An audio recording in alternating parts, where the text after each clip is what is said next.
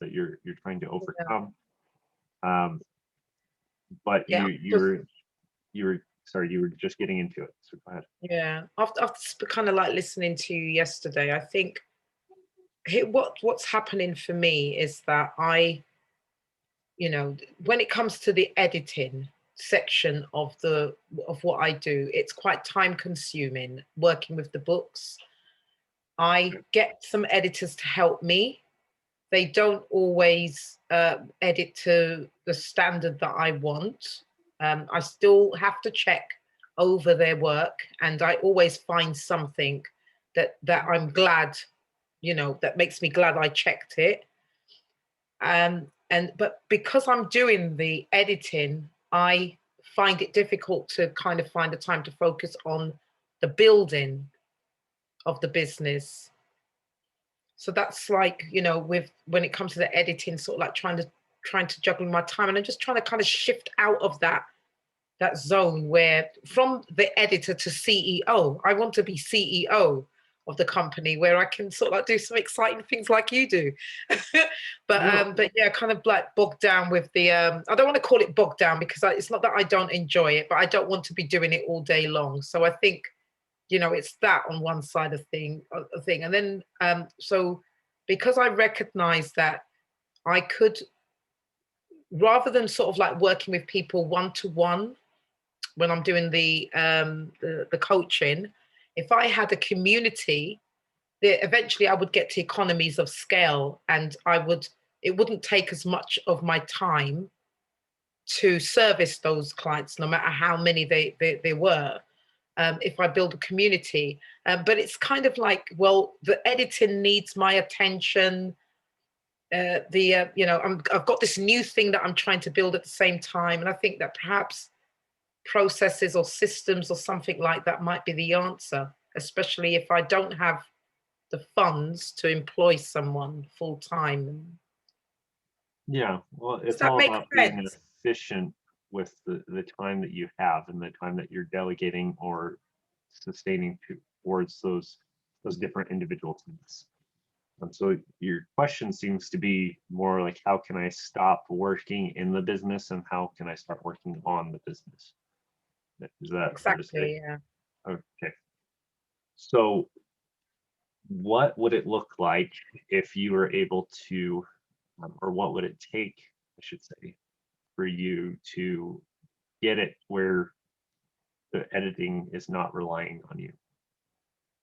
I think that it would take getting someone with the level of skills that I need to replace me.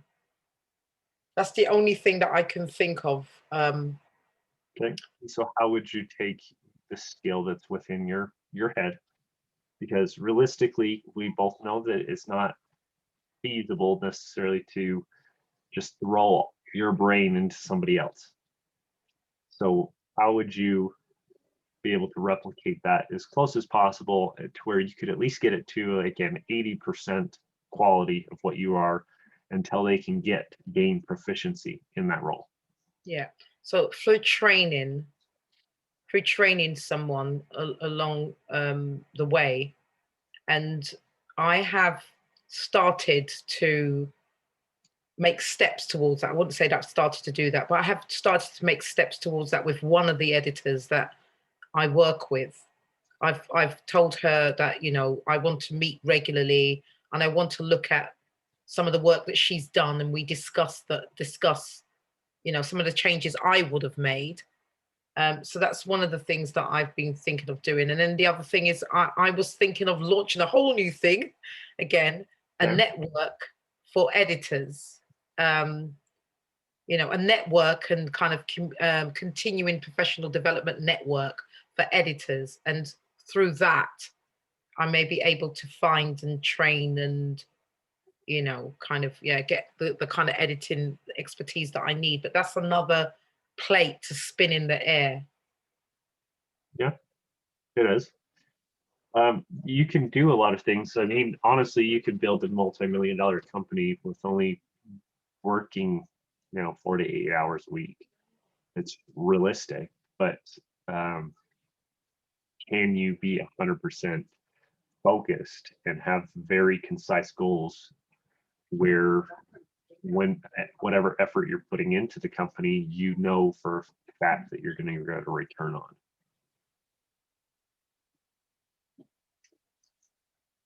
I'm not quite sure how to answer that.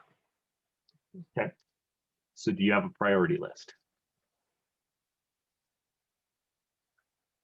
A priority list on what I need, what I want to build? On how you're going to build it? Do you even know? If you don't know what you're going to build, though, then you're already stopped Well, before you started. yeah, I've got, I mean, you know, as I said, I've got this community platform that I'm building. Mhm. You know, that an idea around that I want to build. I've got the core of the business, which is the editing and one-to-one coaching. And then I've got this idea on the building an editing network so that I could have the skill set around me that I need, and perhaps be able to do less of the editing. So those are the three things that I have in my head that I want to build. And in terms of priority of those things, the one that would create the community, I guess, is the priority for me. But the where I spend my time is on the one that's bringing in the money. Okay. No, that makes sense. Okay, so what is the main reason that you want to build the community, right? Like I already know the answer, but I want to see what kind of what your input is on the purpose of why that's such a focus. Well, there's two things. One is there are, you know, aspects of it. I find the concept of it exciting. Yeah. Because it would enable me to create new products. It would enable me to teach, which is probably another area that I would like to go into. But ultimately, it also offers the potential to earn much more and draw less on my time. Okay. Big, you know, of course, if I if I get one client, um, around, you know, 3,500, say I get one client for that. That's good, you know, you get that money straight away, but there comes a time when it caps, you know, in terms of you know, how much time it draws, it requires of you. Whereas with the community, I can build it, you know, to however large I want, and it, you know, without it drawing more on my time. So that's really it. Yeah. Well, and the biggest thing with community is you need to build something that resonates, that build a sense of that community to where people are intentionally going there to get something. So as soon as you can fill what that void is, what void are you filling? What void are you able to fulfill or help somebody with? Once you understand that, now you know what your value proposition is, right? Once you understand your value proposition, you know and have a more direct approach on how you're going to build that community. Yeah. That makes sense. Yeah, and I'm kind of like still kind of like wrestling with that a little bit, because the nature of writing a book, which is obviously what I do, the nature of writing a book is that it comes to an end at some point. And so when it comes to an end, then perhaps the, you know, people Does your will. creative journey ever end though? And does a story or a book, is it anything more than just a chapter out of somebody's life? Does it mean that their story ends? When somebody dies, does it mean that their story ends? No, I guess when, what, you know, after you've written the book, then there is the marketing, you know, there is building the platform around that book, and then and maybe you might want to write another book after that. It's another book. It's also um, building a community to where you can spin ideas. You can get through writer's block. You can have that more creative mind, and like-minded individuals that you otherwise wouldn't be able to access. Yeah. It's just the fact that you're building a community around authors is unique in itself, right? Yeah. And because that provides kind of a common ground between all the people that are going to be attending that group. Yeah. So I think you're undervaluing the value that people would have in that. Okay. And you're also not seeing the full potential of what you could build. I mean, you could build sponsorships where you could have a publisher, including Amazon, step in and sponsor it and say, hey, look, we're going to offer our publishing services to anybody in your group. And then you get a commission or override for anybody that does choose them. And you don't have to just promote them. All you have to do is say, look, here's the pros and cons of the different ones. Based on what genre of book you are, would determine whether this is a good fit for you or not. Yeah. Because every publisher is going to have different ones. Some are going to be better for self-help. Some are going to be better for fiction, for nonfiction, for biographies, for history, and so on, right? That's really good, Cameron. Yeah. Yeah, So that's just really. think that through, is like how much you can really do. And you can almost do that from day one, because what you're also doing is providing already a network that not only will buy your course, but is the ideal customer for the people that would also sponsor you in your company. So now you're double dipping and getting more revenue from the same client, even though you're not doing anything more or less. Yeah, that's a good idea.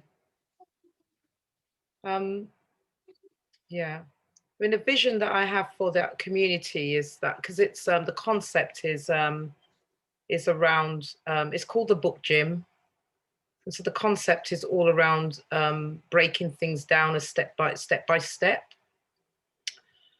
And I have, rather than running workshops, I run workouts, just the same as you would go to the gym.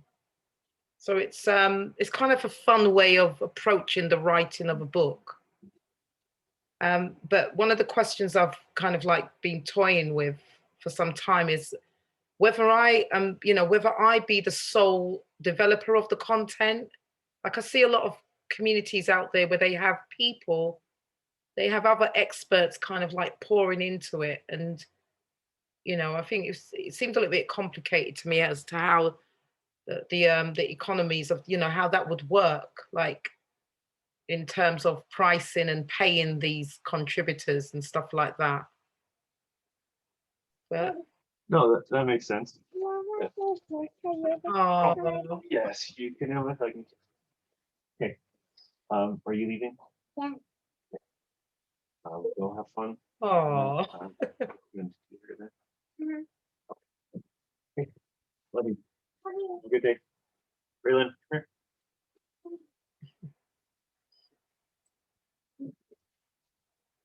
Yeah. Good day. oh, that's nice. Oh. All right, sounds good. Have a fun day. All right, sorry about that. It's all right. So yes, as far as with your so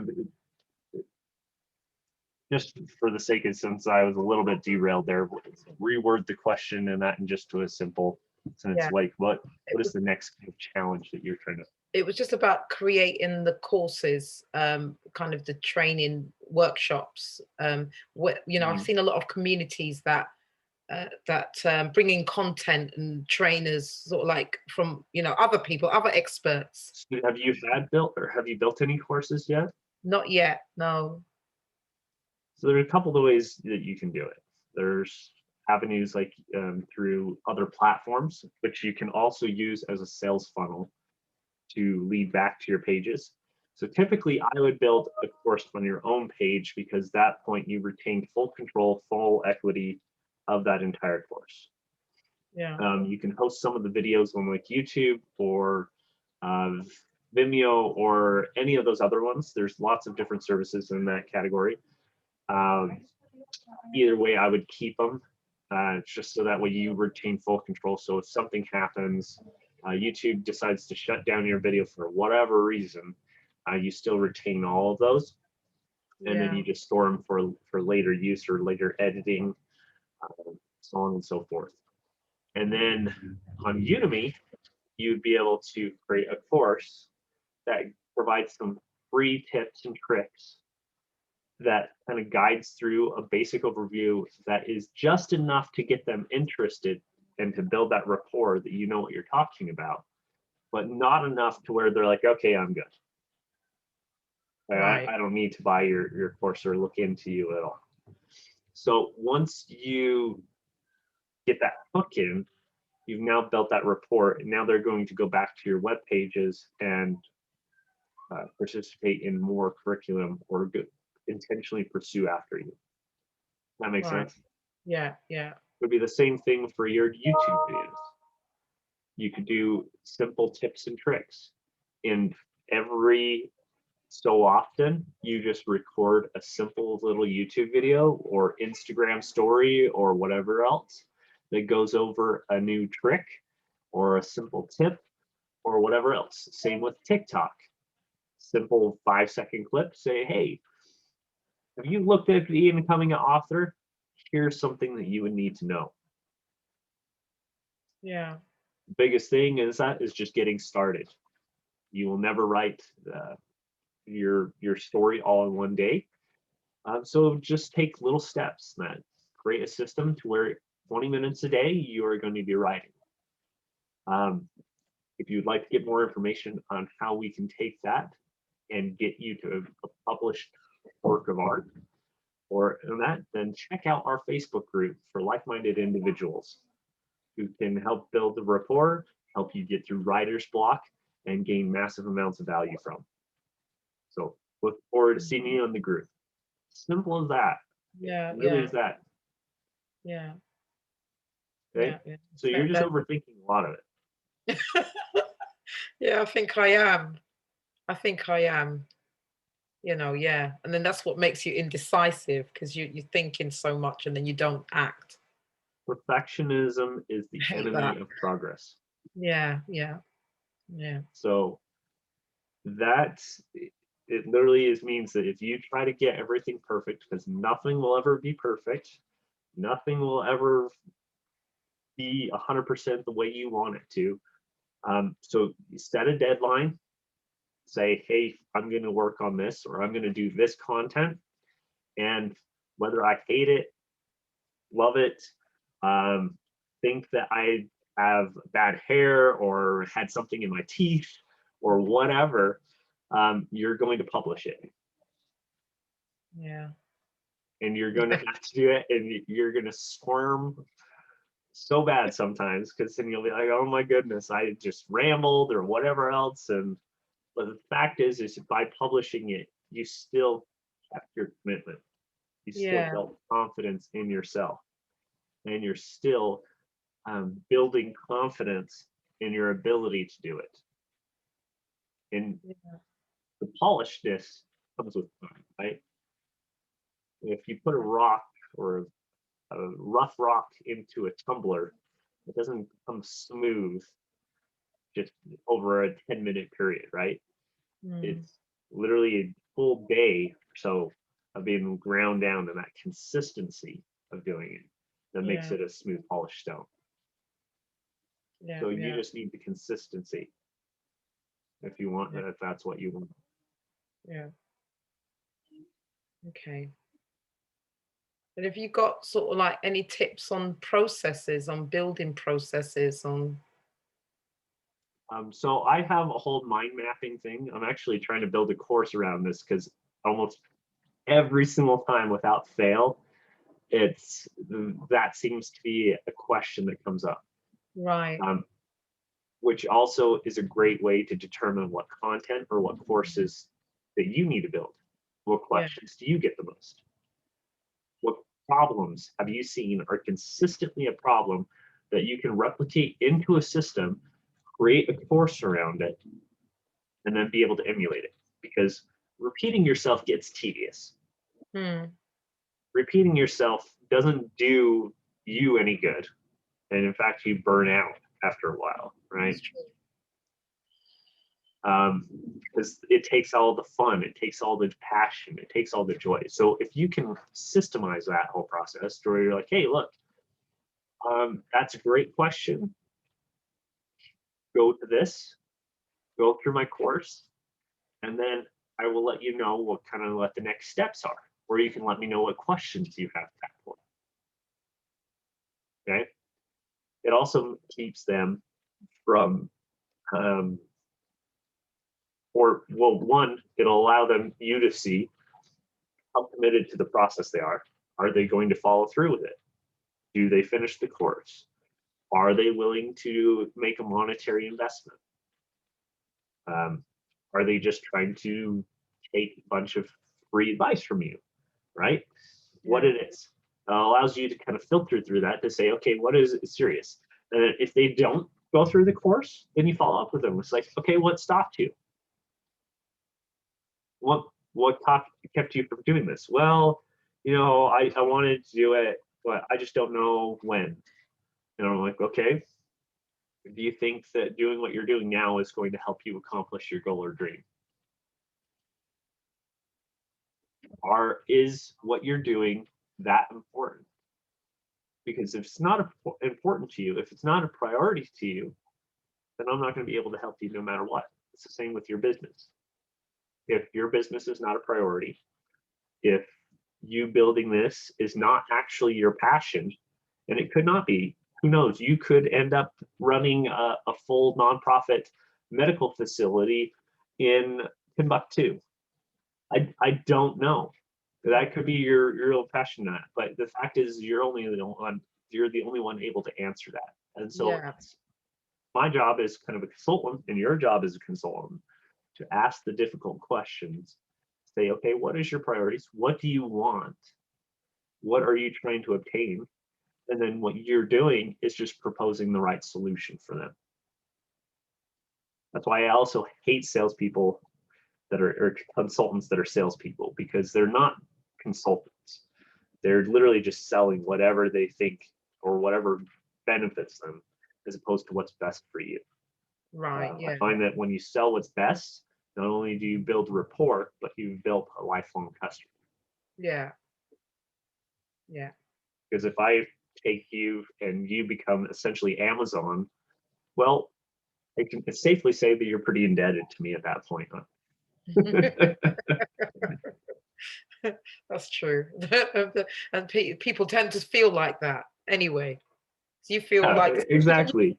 And at that point, if I help you blast off like that, then I have no problem riding on your coattails. It's true. And I'm sure you wouldn't mind, because at that point you're, a bazillionaire and you just have stupid money. So but it's just a matter of that, and then money, and that's when you get to the cool phase, right?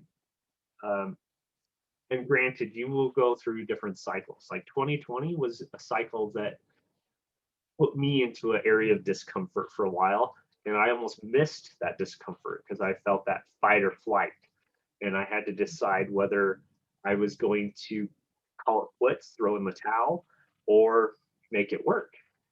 Because we went from going to have one of the best years that we had ever had to one of our greatest losses that we've ever had. Because of the fact that all of our projects got canceled. Everything that we were planning on had been moved and delegated. And in legal terms, because of COVID, it was considered an act of God. And so we had no recourse whatsoever. We were stuck with the bill, 100%. So essentially a full mortgage, 500 grand, just in debt. And so that, for most people, will scare the living daylights. The fact is I also know that I can, in one good year, I can wipe that out and then some and rebuild. So that is one thing that you are going to want to make sure you have and understand that is part of the process, is grit. You are going to have, and because you will have to be comfortable with discomfort. Okay. Okay. Does that make sense? Yeah, it does. It does. It does. Because I spend a heck of a lot of time trying to avoid discomfort. And Which keeps you in the yeah, safe zone. And does yeah, safe zone ever really gain returns? never, Even if never. you're investing in that, does the safe investment ever build anything in that besides break even? Usually. Yeah, never, never. So In fact, it usually loses because it depreciates a lot of the time. mm, So if you put your stuff into a safe investment, whether it's in the UK into bonds or into US bonds or whatever the case may be, the average return on something like that is like 3%, and the average inflation is 3.5%. So by doing the safe route, you not only don't make money, but you end up losing money. And then the other people that will take just cash and then they'll set it aside and they won't invest it in themselves or their company or their dreams or their passion, they lose even more because they're not even breaking even. So that's why yeah, doing nothing is always the worst thing that you can do. yeah, Yeah, I know that's not always pleasant or fun to hear. yeah. But I think Uh, I needed to hear that. I needed to hear that. And yeah, I think I needed to hear that anyway. So, but you know what the points that you made about perfection, and the points that you made about attending to one baby at a time, and the point that the cost of doing nothing. I think those really resonate with me. You know, because I mean, I can't, you know, I'm trying to be a business person. I think that the whole kind of like entrepreneur, the myth, or what's that book? The yeah, book, the E Myth. mhm. You know, that whole thing about the E Myth, and you know, coming into this place from a service job, you know, profession, as an editor, as a writer, not really business. And you know, I've had to No, you're learn a the worker hard way. operator right now. There's nothing Sorry? wrong with that. You're a worker operator right now, which is nothing wrong with that. Most people start in that. They mostly start as the professional and that has written books, that has, like for me, I used to work on security and IT infrastructure and that for larger corporations. And then I ended up doing it for myself. It's the same thing. Now you're just trying to help other people write books, right? You're trying to figure out how to take all the infrastructure, the structure that you had in previous jobs or whatever, and how to emulate it in your own company, but also fix some of the problems that you probably had that pushed you into this journey. And that's the beautiful thing about entrepreneurship, is because we all became entrepreneurs because we saw a problem with what we wanted. We wanted something different. We wanted something that fulfilled us, that made us happier, that truly filled that void in our life, if you will, right? I mean, a lot of people would be happy, and I know for a fact that if I put myself into a job, I could do it, but I just would be dead inside, Yeah. right? Yeah. And so the cost of doing nothing was far greater than me doing something. So even uh, when when I was homeless and that, I I thought, I was like, okay, I'm content with where I'm at, which sounds crazy, but it allowed me the flexibility of freedom to go wherever I wanted, whenever I wanted. I had no commitments, no obligations, no anything there. But then I realized that in order for me to gain other things that I wanted, and I wanted more, I had to do something. You know, I had to make a change. I had to do that. And that change for me was the need or that void for me to become a father. the void to also want to grow and help other people's lives, to build a culture, community that would then be able to bless other families, and to leave. And then it kind of evolved into that's so at every business, at the root of it is a selfish desire. And we're taught that selfishness is a bad thing. It's not. Selfishness for me was I wanted to leave behind a legacy that would never die.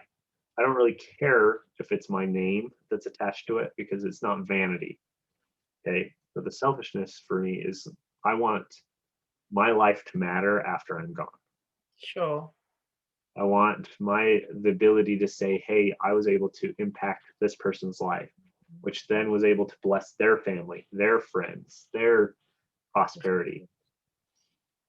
So what is that for you? What is, and that what it comes down to is, what is your why? Yeah. Well, I Your think I why. feel exactly like that. That I want to know that I lived a full life. I really want to know that I lived a full life and I made the most of it, and I, um, leaving behind something that makes a difference in the lives of other people. So Yeah. what does that look like for you? Well, I think immediately, I think immediately, when you asked me that question, I had a vision instantly. I saw the pleasure that people feel when they publish their books, how proud they feel, how um, they just feel proud, excited, they're over the moon, that. Sense of And accomplishment. yeah, and to think that I helped them to achieve that, just, it's a wonderful feeling. But like what I came into working with books because I read a book as a child. I read a book as a child, and in the pages of that book, I saw that um, that change was possible.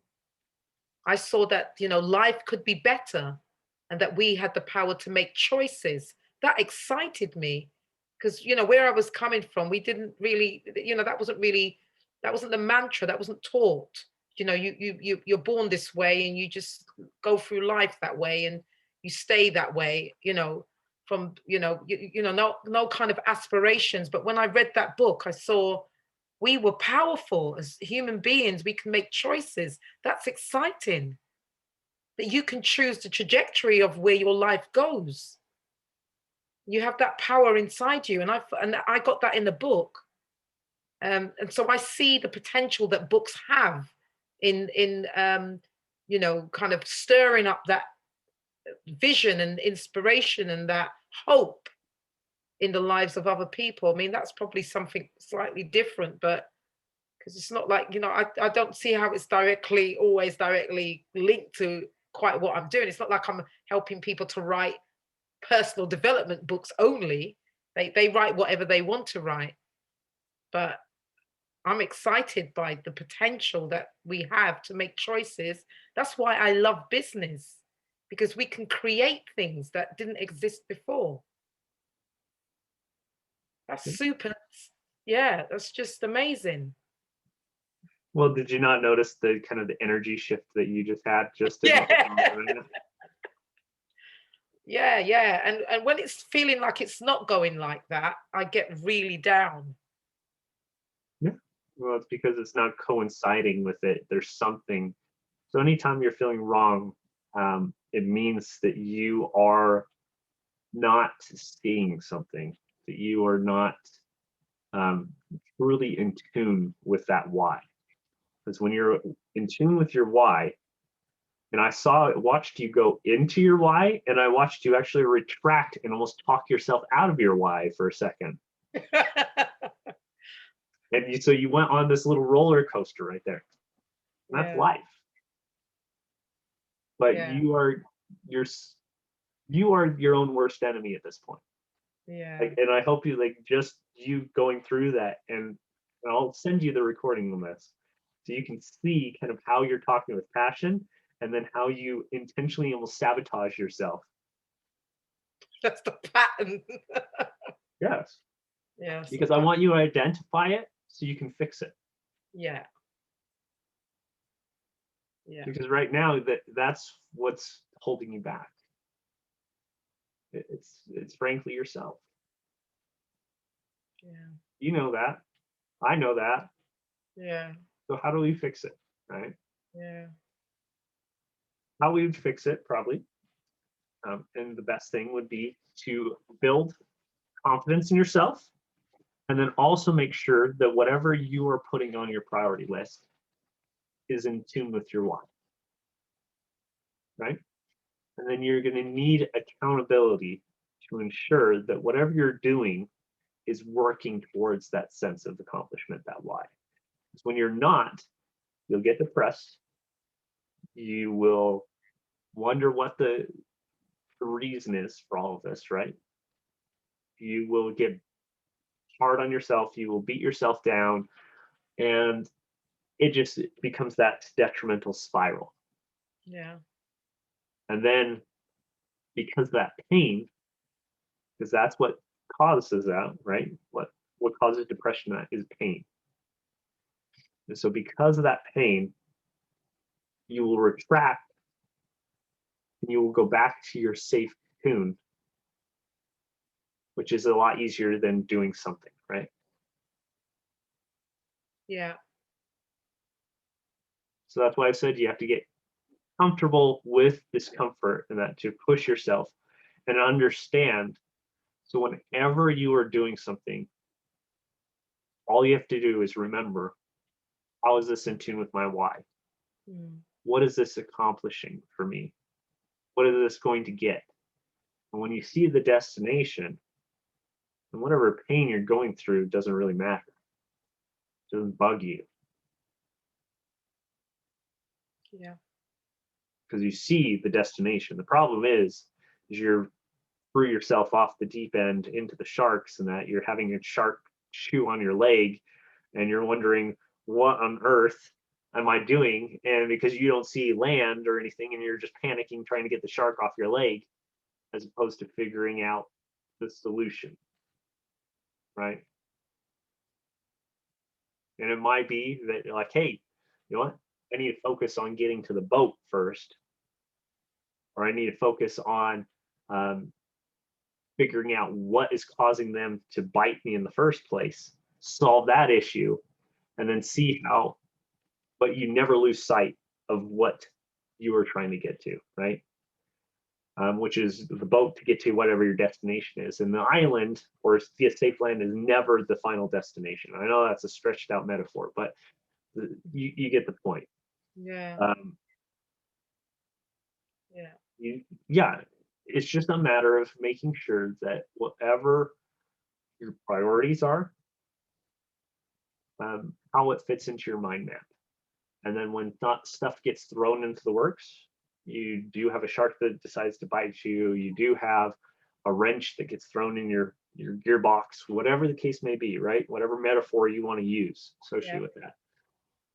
How do you readjust and pivot without sabotaging yourself and just calling it quits? Does that make sense? Yeah. Yes, it So, does. Yeah. Yeah. so that's where Okay. um, so kind of the next steps and what I would like to see from you is first, you need to complete a mind map. If you don't know how to do that, there is tons I of do. videos. Yeah. I actually did a course with Tony Buzan many years ago, Okay. the creator, the originator of the mind maps, Tony Buzan. So there's that, but there's also the practicality mind map. So there's the creative mind map, and then there's the practical mind map. So it takes kind of a lot of the emotion out of it. The emotion purpose is only to help you figure out what you're passionate about, and also where there is pain or underlying um, trauma that needs to be solved. But when it comes to logical decisions, it has to be stripped away and taken out of the picture, Sure. right? Yeah. It still gives you, you still need to bring it in when it is. It's the principle that there's a time and place for everything, Yeah. right? Makes sense. Um, but if the emotional trauma from past experiences or whatever else is holding you back, then that's when that becomes the priority, because that needs to be solved in order to release that anchor and allow you to progress forward. So I equate your past or your trauma and that in your life as a piece of iron. If you forge that piece of iron, and that you can make it into an anchor, which will drag you underwater and drown you. You can also take that same piece of iron and turn it into a wrench to allow you to go countless places. You can also use that same piece of iron to build monumental skyscrapers and impact the lives of many people. The iron has not changed. The iron is not doing anything to you. The only thing that's changed is what you've molded it or changed or repurposed it to. Yeah. So that's why some of the most detrimental things that can be drowning you, killing you, destroying you can also be the most monumental things that build you up and elevate you to the future. Yeah. But it's not until we address it Yeah. that we're then able to allow it to elevate us. That's really good. I actually felt a sense of strength when you said that.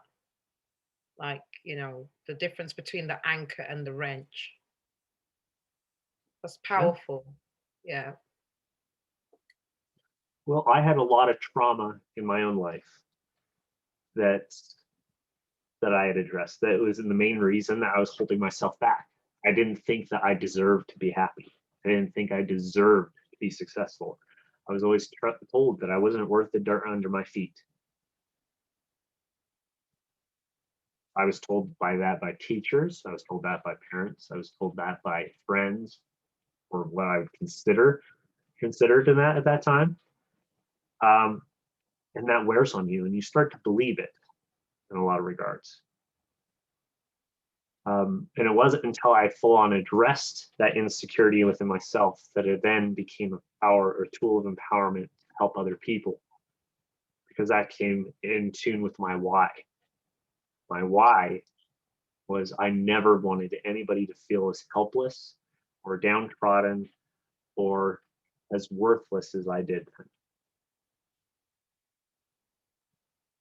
Everybody has a sense of purpose. Everybody has something that they can bring to the table, a sense of power, a sense of strength, and a sense of skills that they can bless countless of others people. No matter what you've been through, no matter what your background, no matter where you're at, the only thing that matters is where you're going and what you're willing to do to get there. Yeah. So I'll ask you, Denise, Yeah. what are you willing to do to get there? I'm willing to do what it takes. Whatever it takes? Yeah, I'm willing to do what it takes, because I can't the alternative is not an option for me. I just I'm cannot, glad you recognize that. yeah. I just cannot come and live this life and waste it. I just cannot. What's making the most of your current existence, right? It's finding purpose and striving through. And I think we both understand that this life is a temporary state, right? We both understand that this is not going to be the only thing. That when we die, we're not going to take any of the monetary nonsense and that. But I do believe and know for a fact that Yeah. you take that experience, you do take that energy, and you do take the people that cultivate or in tune with that energy or frequency or so a lot of people will consider it God, right? Or it's God state and that, and then Other people consider it karma. There's Yeah. lots of different verbiage for it, right? But we all know and recognize that as we work towards that higher state of being and towards perfection, because nothing in life is ever perfect. We will never be perfect. What the Yeah. perfect thing is, and what makes us as individuals perfect, we can strive consistently towards perfection. That we can continually improve. And there's something beautiful, honestly, about understanding that you will never, ever, ever, no matter how hard you work on any single thing, ever become the master or know everything about anything. Meaning that you can do as much as you want in any category, whatever you want, and never reach an end. Because when you reach that end, like you reach the end of the book, it's okay. Well, what now? Right? You might be able to reread that book once or twice, but the end, it's always the end. But when there's temporary things, and so there's temporary and there's eternal, right? Temporary things are like that book. That's an experience. That's a trial, a tribulation, or maybe a growth. Maybe it's something just like this, right? We have this meeting, but at the end of the day, it's going to come to an end. But that experience will then help define you and pivot to what is more of a priority for you going forward. So you never undervalue the value of that book or experience. And that's what you're communicating to other people. That's why it doesn't matter if they're writing a nonfiction, self-help, or whatever else. Almost every single thing, even a nonfiction story, if phrased in the right, can make a monumental impact on somebody's life and help them work towards a godly state, if you will. Because what you're doing, and when they reach a godly state, it's not that they are, in a sense, God themselves. What they means is that you are in tune with something that is always improving, always giving, and always loving. Right? Yeah. It's beautiful. Yeah. And so by doing that, that then in turn leaves a full legacy. That in turn allows, because I'm sure if you think back on it to some of the books that you've read, even though they had nothing to do with reality, they weren't based on any real experiences, but you could feel the author and the power behind the words that they wrote. Mm. And then it gave you a new perspective, a new understanding, a new sense of passion. There's a reason that you engaged so well with that book. So you can never truly understand the full impact of your words and that or actions without seeing and taking in consideration how others simple. Like it's never something huge, right? It's always the simple acts, the simple little things that seem to have the most impact, the most pivotal things. So what I think could be the most valuable insight to you could be something for you that you already knew or it doesn't matter, right? But it could be something that seems the simplest to me that makes the most monumental impact for you, right? The only Yeah. thing I can do is ensure that when I'm speaking, I am trying to attune to that frequency, that godly state, or whatever you want to say, and then hope that you receive the message that you were meant to receive. I think I am receiving it. It's Well, really, I'm glad to hear that. I am. Because I feel like I didn't know. First of all, I'd say that because I sometimes, I'm trying to get to the islands, as you said in the metaphor, and without kind of like just enjoying where I am, but just sort of like being present with where I am or what's happened, or the value in this moment, the value in the moment. And maybe I'm overlooked, not maybe, many of the times I am overlooking that. And that's what's causing the angst and the difficulty. And, you know, I'm well aware of that. So I think that this, and it's also this sense of trying to make things perfect. So I think that where you've said that, you know, like, and it's, you know, it's so simple, but it's powerful that we never get to that sense of perfection. You know, we never get to that sense where we know everything. There's always more to discover, just like there is about God. There's always more to discover. So that's really resonated with me deeply. That, and you know, and just this, I didn't know, because you know, I didn't know whether I would. I wouldn't normally book you know, a call.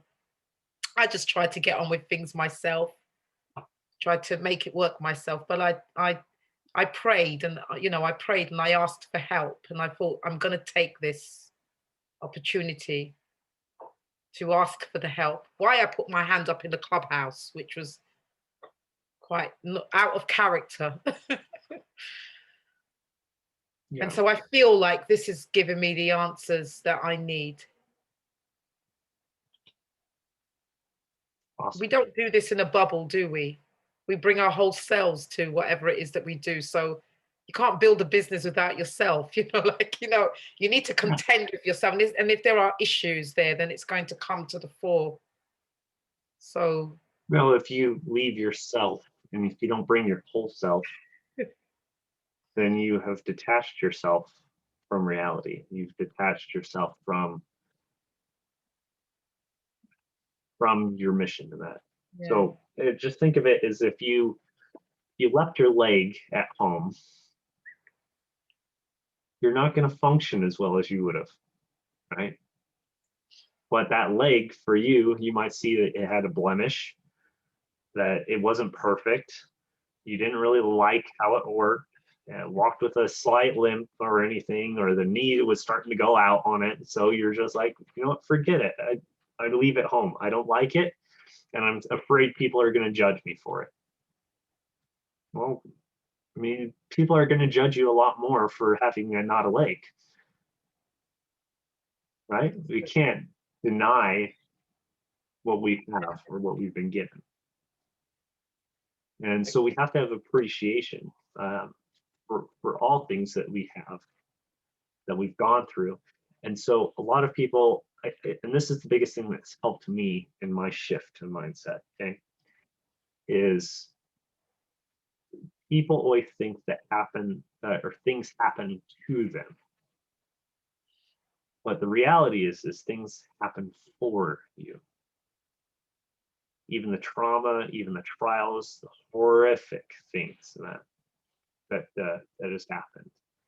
It's very easy, and in a sense, you have every right to play victim when that stuff happens. But the reality is through those trials, those tribulations, those struggles, those pains, we then empower ourselves to understand, have empathy towards others, to have appreciation for what we have. Because if things were always great, we would never appreciate when things get good. So the more trauma and the more trials and the more awful things that we've had, the more we appreciate the good in life. Which is why some of the most successful people in life also have had the most horrific traumas happen to them. And that doesn't mean that you should intentionally seek after trauma. But it also means that when trauma or pain or anything happens, you embrace it, accept it for what it is, and understand that that's just a tool of empowerment to help you in your journey moving forward. yeah, yeah. So Thank you. hopefully that helps you. Thank you also for just sharing your own journey. You know, that's, you know, I couldn't imagine that how difficult it was to be homeless as well. but just sharing that and sharing the your own journey and the things that you've had to overcome, because I think that that also encourages us. It's encouraging me because it's not that you've got there where you are without having gone through these things yourself. Yeah. Well, I mean, if I was advising you stuff that I hadn't personally been through, then it would, I'd be a hypocrite, right? I'd be a bigot in every sense of the word. The reason I was homeless is because I was afraid, I was ashamed what I felt I had to offer the world. And it was that insecurities that led to me compromising and settling for what was at that time. And if you knew me at that time, nobody could say that I wasn't an extremely hard worker. I was working usually from 6 in the morning till 2 in the morning. And so I lived, sleep, and breathed just work. And so that's why it wasn't like being homeless doesn't necessarily didn't bug me per se, because I was always busy. I was always occupying, but that was my way of numbing the reality of my situation and denying what was, as opposed to embracing it. So I'd basically taken a dead body, walled it off into a room in my house, and then wondered why my house still stunk. You can't do that, right? Yeah. You got to tear down those walls. You got to clean it out, get rid of all that rot and decay out of your home, fix it to what it is, and then focus on where you want it to be and get to, right? So there's the old saying that the house won't fall if the bones are good, right? Okay, I've never heard that one before. It's a song, but Okay. it means essentially that if the structure of the Yeah. home is built foundationally in that, then you don't have to tear down and restart. If a lot of the structure that you are building is based on very flawed, it's based on other people, it's based on all this other stuff, or something that is movable, like if you built um, like we'll just say a structure on a sandbank, and there was a windstorm or something that came through, it's going to get swept away, right? It's going to sweep, it's going to settle. If you build it on side of the mountain without a foundation, the whole thing will actually slide down the hill through time because gravity is naturally working towards it. So the principle is, and the point of me bringing this up is understand what your foundation is based on. What is the core elements? What is the core beliefs? And a lot of the core beliefs goes into what your why is. Your why is your foundation.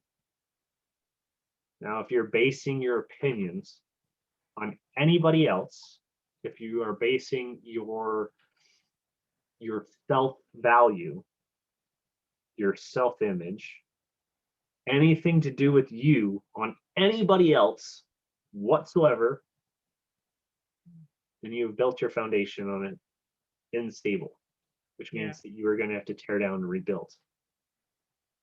Yeah. So the reason I'm telling you that is find out what is causing that insecurity. And if it's based on somebody else, other people judging you, other people criticizing, or whatever else, because I think that that a lot of that insecurity, if you will, stems from a fear of judgment or a Yeah. fear of critique or something else, which means that that foundation is in the wrong place. Yeah. This And is it's really not, deep. huh? So this is really deep stuff. I know you weren't expecting like to go this far in, but and Oh, I know that this is a ton of information, and I know we've been going for about an hour now. yeah. So normally I don't go that long in that. Well, sometimes I would get carried away. I'll admit it. Um,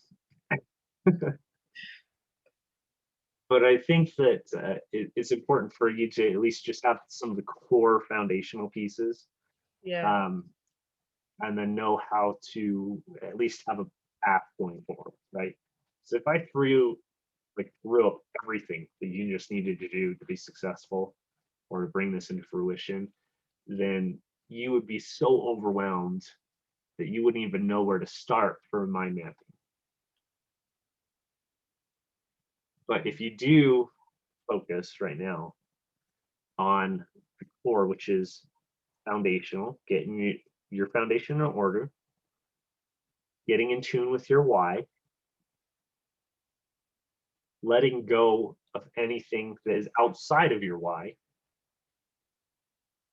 all those insecurities, all those doubts, all those other things, embracing them for what they are, and then creating a prioritization list based on the mind map of what is the most pivotal keystones in your life that will make the most progress for where you're trying to go.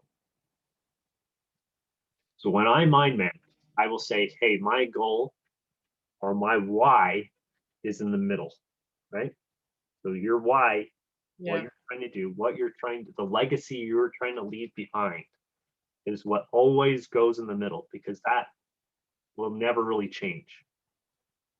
It might grow, it might expand to encapsulate other things, or you might even get it more refined to say, hey, because if you find it, when things are simpler, they're more easily understood, and they Yeah. also have more impact. Think of it as when you're reading an essay, and when you're done reading it, you're just like, you could have just told me all that information in a sentence. Yeah. And it's more irritation as opposed to value that you gain. So it's the same thing with your why. The simpler you can make it, the better it is, the more impact it will have. So put that in the middle, and then what do you need to do to accomplish that? And then spider that out. So you want to build your book business. Hey, what is required to build out your book business, or your publishing and help publishers and authors? Okay, I want to build a Facebook group. What is involved to build that out? Okay, I also want to get sponsorships and groups. I want to do that. I also want to build an e-course. What is required to do that? As you build out all those tasks that are required to go 15, 30 levels deep into this mind map, you'll start to notice that things start creating circular patterns. And those I call the hell loops or hell holes, Okay. because those are what are damning you, because you're like, okay, well, I need this, but this is required for this, and this is required for this, and this is required for this. So it sends you in this circle, which means that you don't accomplish anything. So in the biblical sense of getting damned just means, in the sense that doesn't mean it is suffering. Yeah. Blocked up, kind of. Yeah. But it Yeah. means it's more of like the damned like water, right? Yeah. Yeah. To progress. You've ceased to make any advancement in your life. Um, and and that's where, if you understand where those are, what those are, then you also understand, hey, these are the keystones to solving. What is the trigger point that is causing this cycle that I need to, and then solve that problem. So some people will be like, well, I need money to do this. Well, how can you do it without money? How can you minimize this? Or if you do need minimum money, then how do you minimize that to where you can get it? So it might be having a public or a personal assistant to help you prioritize or knock out that list that you're doing. You have all your tedious tasks and everything that are just, anybody could do it. You could literally hand the list to somebody and they could knock it all out. So you don't need to be involved in that. So stop involving yourself into it. Yeah, yeah.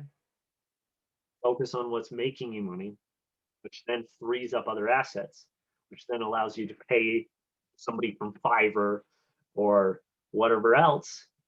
And then you can articulate. So if you're not getting good content, if you're having to constantly critique your staff, and you're finding yourself pulled into the day to day, figure out what you need to do to create a system or process to solve that.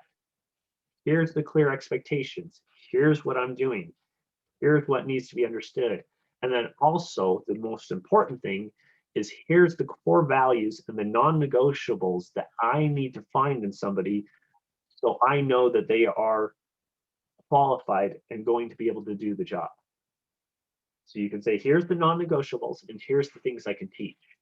You can't teach work ethic, right? You can't teach um, like the creativity or the problem solving, right? Because if they're having to ask you for every 2 seconds, well, how do you do this? Well, how do you do that? Can you do this or anything else? And there's a certain fine line, right? Because if they're only going to ask you like once or twice and then they've got it and they can be on their own, great. But if they can't and they're constantly with every single thing, that's a good indicator they're not a good fit for what you're trying to do or what you're trying to build or for that role for that matter. Yeah. Right. And that's somebody that might be better in a very structured environment where they're just completing tasks. They're a task checker or assembly line worker or something like that. And just understand and appreciate them for that. Doesn't mean it's bad. It just means that they are not the right fit for what you're looking for. Yeah. But as you define each role, systemize that process. Now you not only have the map again, but you have the qualifications and the expectations of that person. And now you know exactly who's going to fit within that role, so you can stop dealing with that role, period. Yeah. But if you're hiring out of desperateness and that you're always going to have a basket case scenario, or you basically just won the lottery one time and you got lucky. That's the reality of the situations. But if you go with intent, you then know also where to look, what to look for when you network, everything else, right? And now you have a conversation, say, okay, what is my priorities? What am I trying to do? What am I trying to accomplish? And everything then becomes a purpose-driven action, as opposed to you just doing a lot of things and hoping for results. Because right now you're throwing mud against the wall. Yes, yes, I am. Yeah. Yeah. So hopefully that helps you. Yeah, it's been great. Thank you so much for you've given a huge amount of value in what you've shared and been really, really helpful. So, and I'm really grateful. Thank you.